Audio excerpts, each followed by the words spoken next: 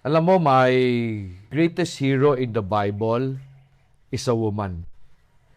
You know, though the Bible does not say much about her, unfortunately, people have made many stories tungkol sa kanya outside what is written sa Bible.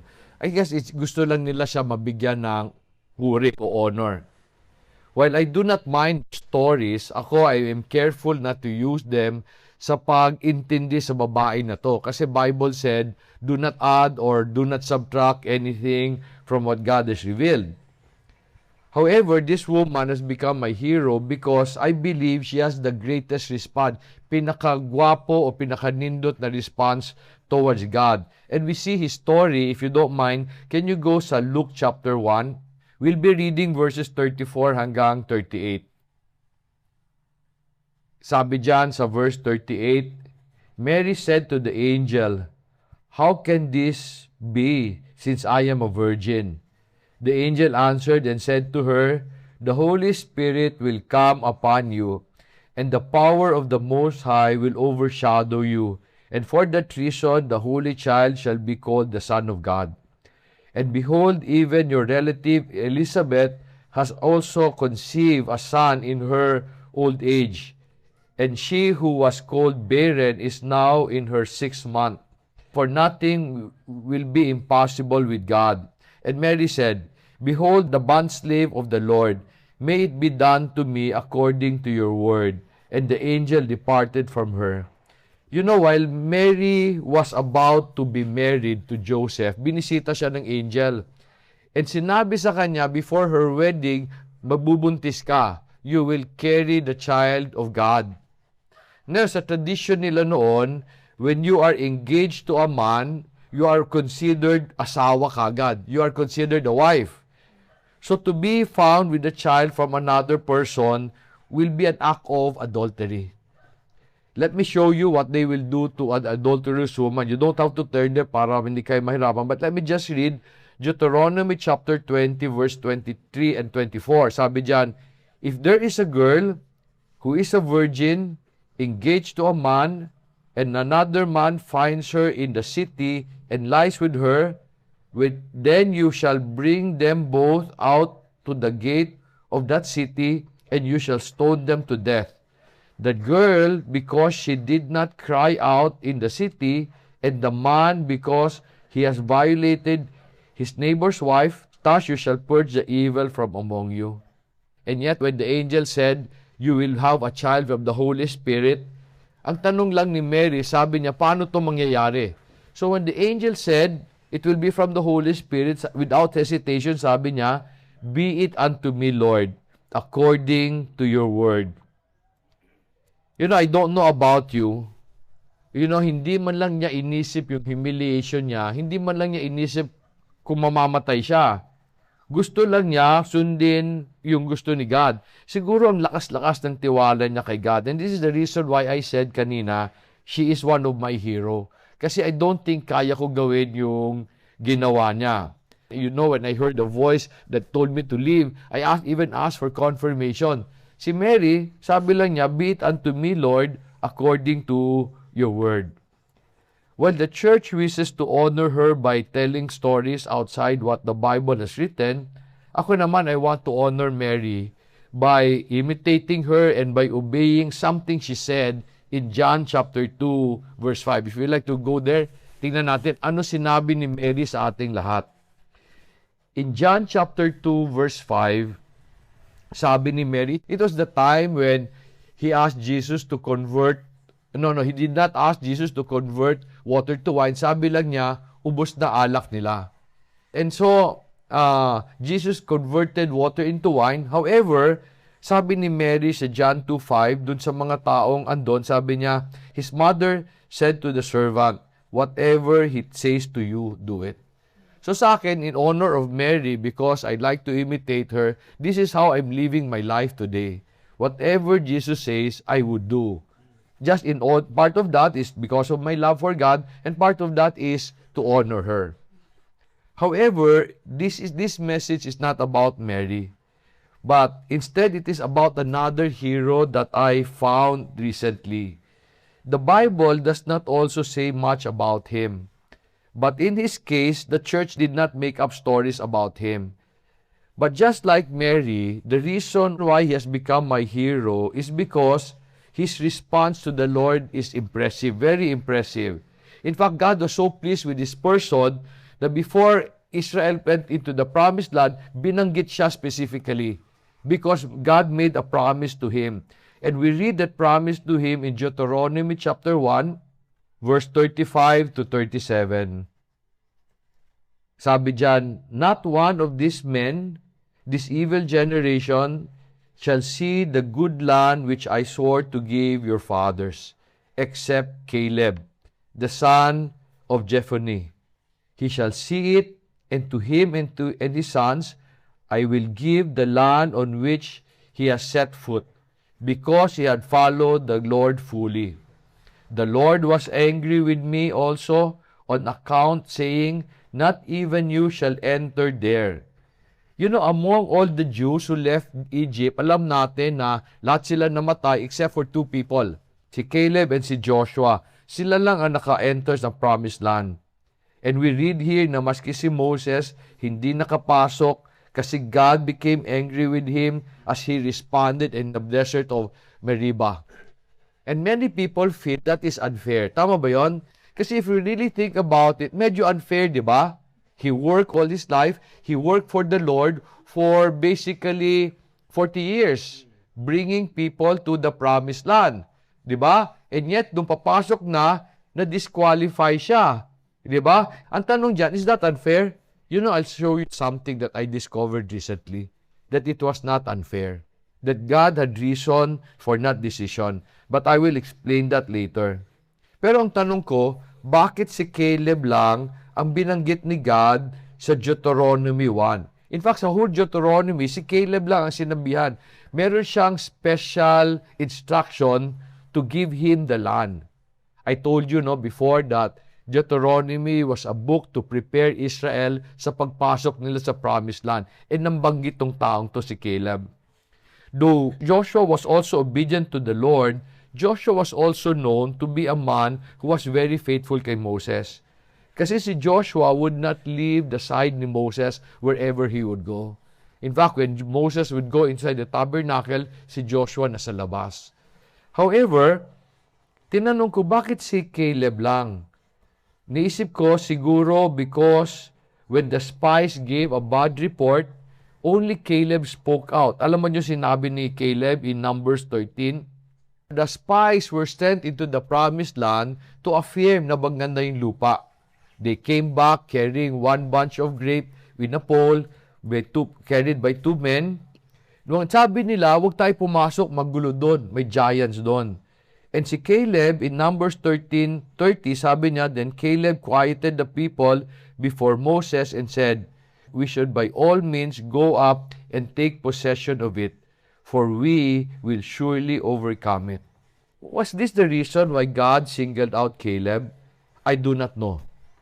Baka naman kaya hindi niya binanggit si Joshua kasi Joshua was already chosen to lead Israel into the promised land. Alam na napapasok siya. And pinag-usapan na nila ni Moses yon. Pero ang sigurado lang ako, the reason why Caleb was singled out was because God said he followed him fully. When I realized that, I think now I understand why God disqualified Moses from entering the land. You know, Moses was special. The Bible tells us that he was the only person who would speak face to face with God. However, God did not see Moses as someone who followed him fully. What do I mean? If you think about it, the first time God talked to Moses, when was that? When was the first time he talked to Moses? In the burning bush. Diba? When he was as a shepherd in the desert of Midian. God said, Moses, go to Pharaoh and tell him to let my people go. How did Moses react? Did he respond like Mary? Diba? He argued with God and then he gave all these excuses bakit hindi siya. In fact, umabot pa na sinigawan siya ni God, sa galit ni God, sinigawan siya. So tinawag pa niya si Aaron para samahan siya kay Pharaoh. So was God unfair to Moses when he did not allow him to enter the promised land? If God wanted people na who will follow him fully, ang history ni Moses, hindi. Kasi yung dalawang pinapasok niya were known to be very obedient to the Lord's instruction. In fact, di ba, alam natin kay Joshua, sabi niya, you can decide for yourself, but for me and my household, we will follow the Lord. But the response of Caleb in the wilderness is not the reason why he became my hero. Instead, it is because of what he said when they re-entered the promised land. What do I mean? If you don't mind, kindly go to Joshua 14. I will show you why he became my hero. When they entered the promised land, may sinabi siya doon. In verses 10 to 11, babasahin natin Joshua 14, 10 to 12 pala. Sabi diyan, now behold, the Lord had let me live, just as he spoke, these 45 years, from the time that the Lord spoke this word to Moses, when Israel walked in the wilderness. And now, behold, I am 85 years old. I am still as strong today as I was in the day of Moses. As my strength was then, so my strength is now, for war and for going out and coming in. Now then, give me this hill country about which the Lord spoke on that day. For you heard on that day that Anakim was there, with great fortified cities. Sabi niya, perhaps the Lord will be with me, and I will drive them out, as the Lord had spoken. You know, I shared this message about Caleb a few weeks ago, and I said, pagpasok sa promised land, Caleb could have chosen any part of the land, di ba? Sabi niya, ako dapat may unang privilege, di ba? Kasi ako ang gusto magpapasok eh. However, ang pinili ni Caleb, yung prinamis na lupa ni God sa kanya. Kung nasaan yung mga Anakims, andun pa rin yung giant. Pagdating niya 45 years after, andun pa rin yung giant. And hiningi niya pa rin yun. And while Caleb said that he was still strong as the day he entered, he did not say that that was the source of his confidence. Hindi niya sinabi, kaya siya pagpasok, he was confident. Ang confidence niya, nakita natin in verse 12. In verse 12, sabi niya, perhaps the Lord will be with me. You know, a month ago, in our Bible sa Camp Philip, I don't know if Chubby remembers this, but nagsabi si Joy and si Chubby na happy sila, very happy sila, because now they can control their emotions. Pero ang sabi ko sa kanila, when I was talking sa kanila, sabi ko, hindi sila ang nagko-control sa emotions nila. And I remember a slight shock sa mukha nila. And I told them, I reminded them of something that Galatians chapter 5, verse 19 and 21 said. If you don't mind, you can turn there or else I just read it. Sabi diyan, now the deeds of the flesh are evident, which are immorality, impurity, sensuality, idolatry, sorcery, enmity, strife, jealousy, outbursts of anger, disputes, dissensions, factions, envying, drunkenness, carousing, and things like this, of which I forewarn you, just as I forewarn you, that those who practice such things will not inherit the kingdom of heaven. I told them that on our own, these are our natural response. We're naturally angry. We're naturally divisive. I told them that on their own, they could not have controlled their emotions. They needed the Spirit of the Lord to bring out His own fruit through them. And verse 22 to 23 tells us the fruit of the Spirit. But the fruit of the Spirit, sabi ng verse 22, is love, joy, peace, patience, kindness, goodness, self-control, gentleness. Against such thing, there is no law. Nahirapan ba kayo magpakabait? Kung nahirapan kayo magpakabait, ay gusto ko maintindihan ninyo, hindi nyo kayang magpakabait. unless the Spirit of the Lord is in us. Pag nasa loob na siya, He can now take control if you allow Him, di ba? Para ilabas yung Kanya. You know, something I learned about love, joy, peace, patience. It is the fruit of the Spirit. Mahirap nating gawin on our own. Pero totoo yun, di ba? Unless the Spirit of the Lord is in us, mahirap pa. Mahirap tiisin yung mga tao palibot natin. So I told Joy and Chubby na it is the Spirit of the Lord who makes us better people. This is the Spirit that Jesus promised to put inside everyone who decides to follow Him. However, as He puts His Spirit in us, He did not say that He will kill our flesh in the process. So we will continue to struggle because both the flesh and the Spirit of the Lord are in us together. And because the ways of the Spirit are different from the ways sa inyong lawas, sa inyong flesh, they will constantly be in struggle. If you are struggling, masaya ko. Ibig sabihin, may dalawang spirit dyan. Pag hindi na kayo nagsastruggle, may problema ako. Okay? Delikado kayo. Okay? Kaya sinabi ni Paul sa Romans chapter 7, in fact, Romans chapter 7, sabi lang ni Paul, basically, gusto ko magpakabait, pero hindi ko magawa. Meron siyang sinabi doon that only one person can make us good. And he explains this in Romans chapter 7. If you'd like to go there, Romans chapter 7, 24 and 25, sabi niya, Wretched man that I am, who will set me free from the body of this death? Thanks be to God, through Jesus Christ our Lord. So then, on one hand, I myself, with my mind, am serving the law of God, but on the other, with my flesh, the law of sin. Paul said, only Jesus could make him good. And this is true for all of us. So may tanong ako, if only Jesus can make us good, are all Christians good? Lahat ba tayo automatically mabait? I believe hindi tayo lahat mabait kasi part of the freedom He gave us is the freedom to choose who to obey. He gave us the power or the privilege to obey our flesh or to obey His Spirit. Paano nyo nalalaman kung sino ino-obey nyo? Matthew 7:20, don't have to go there, sabi niya, you will know them by their fruits. I realized the reason why Moses failed to obey the Lord in the desert of Midian was because he allowed his flesh to take control. Alam mo bakit nagalit si God?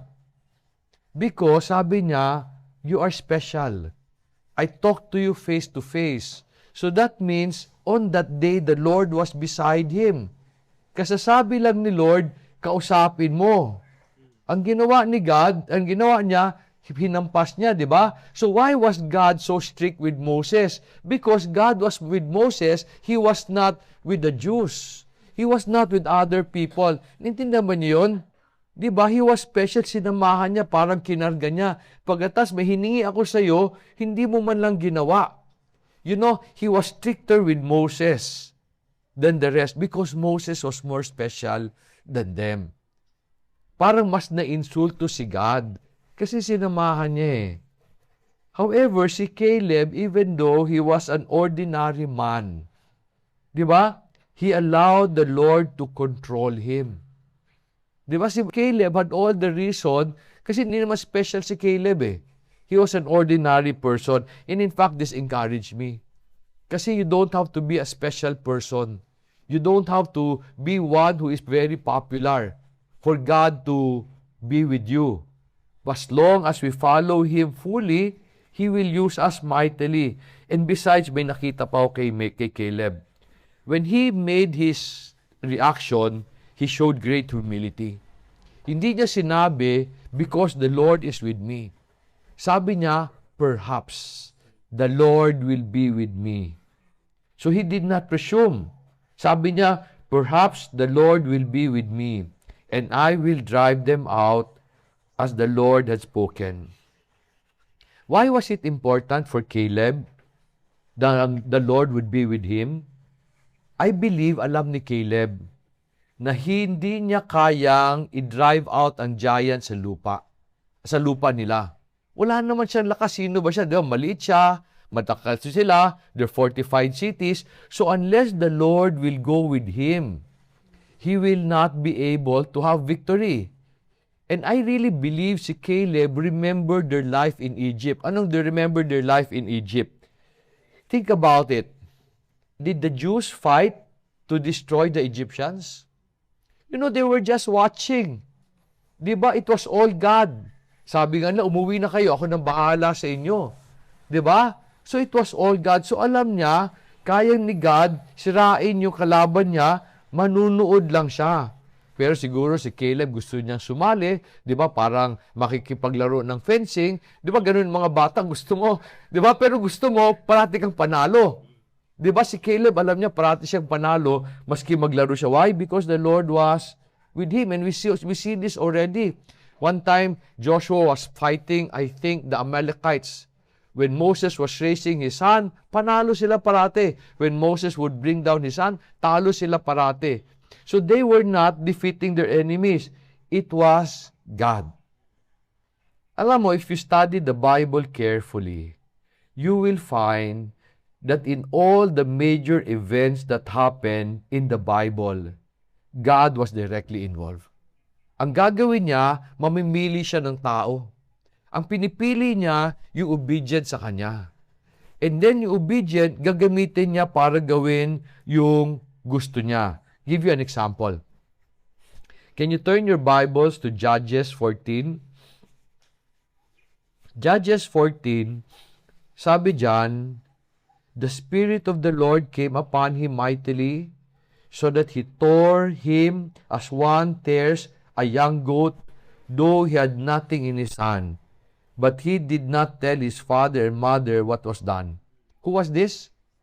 Si Samson. You know, the Spirit of the Lord was giving him strength.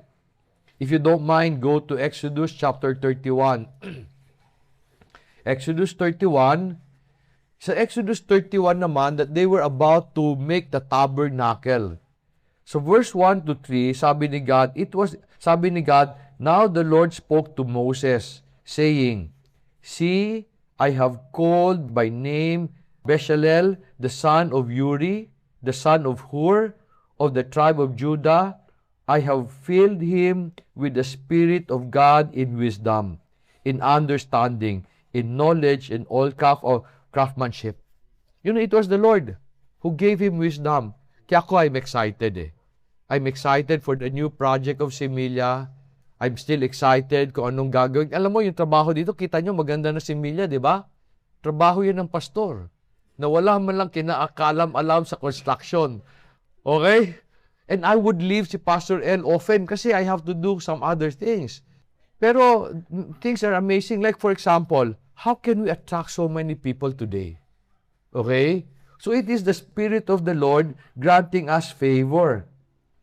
So, si Caleb alam niya na it is only the Lord can provide this. You know, na-realize ko, you will never be able to accomplish or do something significant in this world unless the Spirit of the Lord is with you. Sabihin mo, bakit yung ibang tao, di naman nila kilala si God? They accomplish great things. I don't know the source of their power. Meron siguro silang ibang source. Pero pag Kristiyano ka, pag follower ka ni God, I've noticed in the Bible, they cannot accomplish things without the Lord. And I guess ito kaya sabi niya sa John 15:4, sabi ni Jesus, apart from me, you can do nothing. You know, we know people, Christians, dreaming of great dreams for the Lord, willing to sacrifice for Him, and then they end up failing. Minsan pa burning out. Alam niyo bakit? Because na-realize ko, they wanted to do things for the Lord. I will explain that. Some people naman are willing to go on great missionary journeys without any provision. And then they get depressed. Bakit? Pagdating nila doon, walang provision eh. Parang si Pastor L, he was talking about that. Walang provision. So, iiyak siya. Okay? Why? Because I realized they were doing things for the Lord. Now, what am I saying? They did not do things with the Lord. Alam, naintindihan niyo pinagkaiba nun? One, you do things for the Lord. So, where is the source of your strength? Yourself. When you do things with the Lord, ano ibig sabihin? Pag pumunta ka sa isang missionary journey, provision, can God provide for you? Yes, kung gusto niya. Pero pagdating mo, walang provision. Ano ibig sabihin? Hindi ka niya pinapapunta doon. Kasi most of us would do things based on what we think we can do for the Lord. Not based on what we should do with the Lord. What do I mean do with the Lord? Sabi ni Caleb, perhaps the Lord will be with me. I will drive out the giants. Did God want him to drive out the giants? Yes, that land was promised to him eh. Okay, I will give you that land. Yun ang pinapagawa ni God sa kanya. Ewan ko kung pinapahirapan siya ni God, but si Caleb is special. He was part of Judah, the tribe where God will raise his son. Do you remember what happened with Israel when they attacked the kingdom of Ai? After they defeated the city of Jericho? Ano nangyari? Talo. Maski ang dami-dami nila, ang lit-lit ng Ai, talo. Ba't sila natalo? Because God said, I'm not with you eh. Because you disobeyed me. Pero hindi alam ni Joshua yon, di ba? And yet, yung sa city of Jericho, which was fortified, meaning it had strong wall, di ba they were able to overwhelm Jericho? Bakit? Sinira ni God yung wall eh. Did they do something to destroy the wall? Can you imagine? Sisigaw ka lang. Di ba nasira yung wall? So, tanong ko sa inyo, do you want to accomplish great things for the Lord? Or it may be in your life? You know, siguro pag hindi kayo Kristiyano, you can do it on your own. Pero since God chose you to be special, we need to understand we can only do that with Him. You know, ako recently, I've been looking at what is happening sa atin. Okay? Sa Similia, we're attracting a lot of people and maraming naliligaw. Okay? So something's happening here. I don't know, we still don't know where the money will come from. They were already telling me 10 to 15 million. Hindi ko alam, no? Paano mangyayari yan? Kasi ako wala akong ganun eh. Okay? Pero we grow special crops in spite of the fact na weather is bad, very dry. Di ba? And then, sa Moriah, ganun din. And today, I told you this already, di ba? People would tell me, you have not aged. Okay, I think kasi siguro 90 pa ako mamamatay kasi we still have to see Mindanao come to Christ, di ba? Okay? So many things are weird. So dapat ang tanong natin, ano bang dapat natin gawin so that the Lord will always be with us? So that we can accomplish great things with Him. Can you turn your Bibles to Joshua chapter 1? Joshua chapter 1, I'll read verses 8 to 9. Sabi dyan sa verse 8, this book of the law shall not depart from your mouth, but you shall meditate on it day and night, so that you may be careful to do according to all that is written in it. For then you will make your way prosperous, and then you will have success. But look at verse 9. Have I not commanded you? Be strong and courageous. Do not tremble or be dismayed, for the Lord your God is with you wherever you go. When will God be with you? Sabi ng verse 8, if you meditate on His law day and night, and if you are careful to obey what He tells you. So Similia will always encourage you. Be intimate and be obedient. And I would always tell people, Christianity very easy. Be intimate, be obedient. You don't even have to serve the Lord for Him to be pleased. However, pag natuwa siya sa'yo, gagamitin ka niya. So today, like for example, today, who produces the 1 ton of pechay on a regular basis? Si Junrei. Pero si Junrei, ano natapos si Junrei? Nawa ka na high school, di ba? Pero he's now leading all of this. So I hope si Junrei will be faithful because God's allowing him to experience something great. Di ba? Because the Lord is with him. You know, I have seen many people fail even though their intentions were good. They fail because they would do things according to their ways and not according to the ways of the Lord. You know, meron akong kaibigan. Whenever we would have Bible study, I would often hear him say, basta ako, ito pagkaintindi ko. Ito ang gagawin ko. Ako ang sabihin ko parate, basta ito sabi ni God. Ito ang gagawin ko. Ano namang mawawala pag tayo mag-adjust kay God? Ano mawawala sa inyo? Wala. Ang mawawala lang siguro sa atin, pride natin. Pag hindi mo sinunod, ano mawawala sa inyo? The Spirit of the Lord will not be with us. Okay? Can you turn your Bibles to Ezekiel chapter 36:27? Because it said something nice. When will the Lord be with us? Ezekiel 36 verse 27. Ezekiel 36:27, sabi diyan, I will put my spirit within you and cause you to walk in my statutes, and you will be careful to observe them. What does it mean to walk with someone? To walk with someone means you stay in constant communication. Parang si Malu at saka si EJ, I hope you don't mind. How do you walk together? Di ba? Ang isa ba nauna? Ang isa nahuli? And then you walk together, you are in constant communication. Pag lumiko yung isa, liko yung isa. Di ba yun ang ibig sabihin nun, di ba? Sabi ni God, I'll walk with you. I'll walk with you and then cause you to walk in my statutes. It means to go where He wants you to go, to do what He wants you to do. And I realized when I was trying to understand who will God be with, meron sinabi naman sa Joel. Joel is after Ezekiel, no? Joel chapter 2 verse 28. Joel chapter 2 verse 28, sabi diyan, it will come about after this, that I will pour my spirit on all mankind, and your sons and daughters will prophesy. Your old men will dream dreams. Your young men will see vision. You know, I realized God wants to fill all of us with His Spirit. God wants to be with all of us every day. And I believe this was fulfilled when Jesus came. When Jesus came, let me just read para you don't have to turn there. In John chapter 14, He was talking about His Spirit. Sabi niya, I will ask the Father, and He will give you another helper, that He may be with you forever.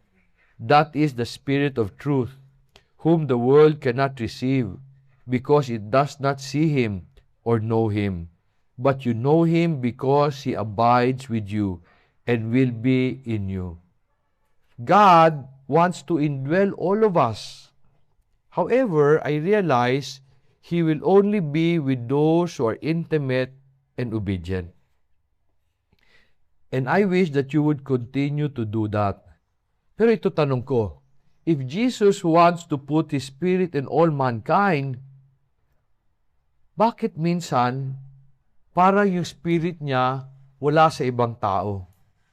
Bakit hindi makita yung fruit ng Spirit? May tanong ko sa inyo. Is it possible for the Lord to fill us with His Spirit and remove His Spirit? You know, in the church, often sabi, once saved, always saved. Once the Spirit is in there, He will never leave you. Is that true?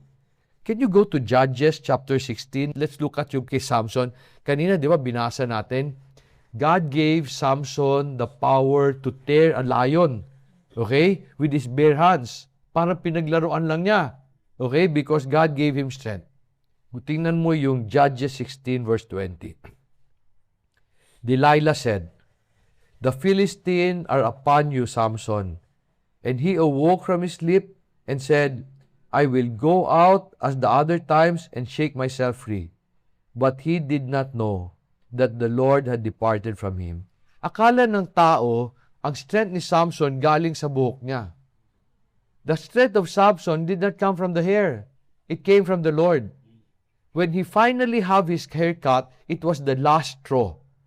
It was the last requirement of the Nazarene that he violated. Yeah. Nazarene should not drink wine, but he would drink wine. Nazarene should not go to the dead, but may ginawa siya, pumunta sa isang patay na layon, kinuha niya yung honey, katong dugos, kinaon niya. So he was continually violating all this requirement of the Nazarene. Finally, when he said, cut my hair, it was the last straw. And sabi dyan, and the Spirit of the Lord departed from him. Sa 1 Samuel naman, 16:14, you don't have to go there. It said, the Spirit of the Lord departed from Saul, and an evil spirit from the Lord terrorized him. It is possible for the Lord to put His Spirit and for to remove His Spirit if the person persistently disobey or sin. Yan ang sabi ng Bible. In fact, sabi sa Romans 10:26, if you willingly sin, okay, there is no more sacrifice for forgiveness. Kasi sabi sa Hebrews 10, sabi niya, because para mo pinako ulit si Kristo by sinning again. I realize that we have the privilege of receiving the Spirit of the Lord so that we can accomplish great things for Him. However, if we are not careful, God can remove His Spirit. And when is that? Pakipunta sa Isaiah 63. Isaiah 63. Sabi dyan, but they rebelled and grieved His Holy Spirit. Therefore, He turned Himself to become their enemy and fought against them. And in fact, binanggit to sa Ephesians. Sabi sa Ephesians 4:30, do not grieve the Holy Spirit of God, by whom you were sealed for the day of redemption. Okay? Seal. Meaning, sabi, guarantee. But if you rebel against the Lord, He can remove His Spirit. Si Moses was still fortunate. The Lord did not completely leave him. Because siguro, hindi naman talaga siya grabe ang rebellion, but he did not fully obey the Lord. And I really believe Moses was also spared from the difficulty of going into the promised land. Ako, I'd like to always think that God is good. You know, matanda na si Moses noon. Okay? He was very, very old. Diba? He was 40 in Egypt. He was 40 in the desert of Midian. There was also 40 years in the wilderness. So he was 120 years old. Do you want an old man to go to battle? So I also believe God was sparing him. But of course, hindi siya pina-enter maski minsan. Siguro, he would have been happy to step foot on the promised land. However, sabi dyan, if you rebel and grieve the Holy Spirit, He will not be with you. Ako, I'm still excited about what God will do sa Similia. I am not excited with the work that we will do kasi mas marami pa siya. Pero I am excited because alam ko, maski bigyan tayo ni God ng maraming trabaho, He will sustain us. You know, today, Similia is very, very busy. And today, the staff is very, very small. And we are able to do many things pa rin. So, ang prayer ko is that all of us will not grieve the Spirit of the Lord, but instead, that we will be like Caleb, that we would fully follow Him. Kasi if we fully follow Him, God will drive out the giants in our life and allow us to accomplish great things for the Lord. So I pray that you do the same, so that we can enjoy the Lord till the day we die. Let us pray. Heavenly Father, we'd like to thank you for just showing us a man who fully obeyed you and a man who you walked with. Sana, Lord, you'd walk with us also. Sana, Lord, you will always be with us and to allow us to enjoy the things that you will do. Alam ko, Lord, pinili mo kami so that you can do great things with us and through us. Sana, Lord, we will never do things on our own kasi, Lord, hindi namin kaya. Will you bless every person in this room? Will you bless every person who have shown love to Similia? As they have blessed us, Father, will you bless them in return? Allow them to experience you and see you, and Father, be with you. We thank you for this day, for our time of worship. I pray, Father, that you just make it a time of rest for all of us. In Jesus' name we pray.